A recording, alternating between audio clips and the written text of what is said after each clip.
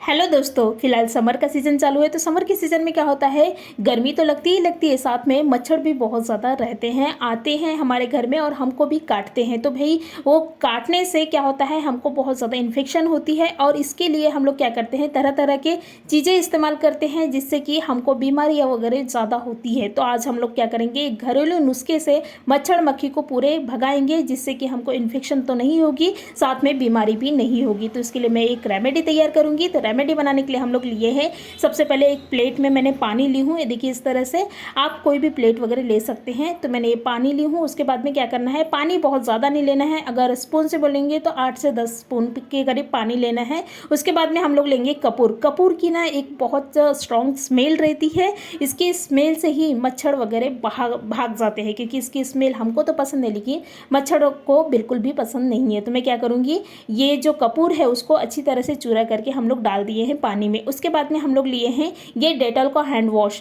आपके पास में अगर डेटॉल है तो आप डेटॉल भी ले सकते हैं, क्योंकि डेटॉल बहुत ही अच्छा एक रेमेडी बोल सकते हैं या फिर चीज़ें बोल सकते हैं जो कि मच्छर को बिल्कुल भी पसंद नहीं आती। तो हम लोग डेटॉल का हैंड वॉश लिए हैं। उसके बाद में क्या करना है, इन सबको अच्छी तरह से मिक्स कर लेना है। देखिए इस तरह से मिक्स करना है। तो हमारी एक पावरफुल रेमेडी जो है वो बन के तैयार हो गई है। उसके बाद में इसमें ही मिक्स करने के लिए मैं और एक चीज़ें तैयार करूँगी जो कि बहुत ही पावरफुल रेमेडी जो है वो बन के तैयार होगी। तो ये चीज़ें हमारी तैयार हो गई है। उसके बाद में मैं क्या करूँगी, एक बड़ा मग में या फिर बड़े बर्तन में आप पानी ले लें। पानी कम से कम आधा लीटर के करीब पानी होना चाहिए। तो ये पानी ले लें। उसके बाद में इसमें ही हम लोग डालेंगे ये सॉल्ट है, ये ब्लैक सॉल्ट है। आप चाहे तो नॉर्मल नमक भी ले सकते हैं, लेकिन ब्लैक सॉल्ट से क्या होता है कि एक अलग ही फ्रिक्वेंस होता है ब्लैक सॉल्ट में। तो मैंने ब्लैक सॉल्ट ली हूँ। अगर आपके पास में ब्लैक सॉल्ट नहीं है तो आप सादा नमक भी जो है वो ले सकते हैं। नमक से क्या होती है, हमारे घर में ना पॉजिटिव एनर्जी आती है और निगेटिव एनर्जी दूर होती है। तो हम लोग क्या किए हैं, नमक लिए हैं। नमक और पानी को अच्छी तरह से मिक्स कर लिए हैं आपस में। देखिए इस तरह से, ये ब्लैक सॉल्ट है इसलिए जो पानी है वो हल्का सा लाल है।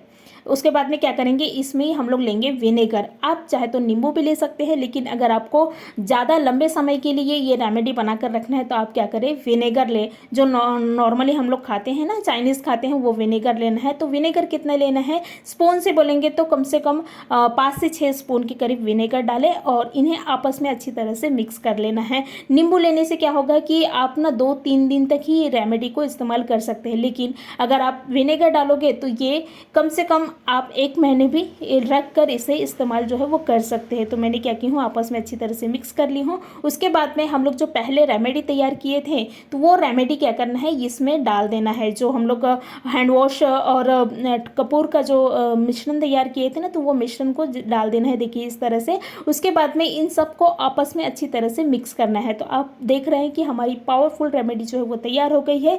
इसकी फ्रीक्वेंस से ही मच्छर जो है वो भाग जाते, क्योंकि इसमें एक अलग ही स्मेल है, क्योंकि इसमें कपूर है, विनेगर है।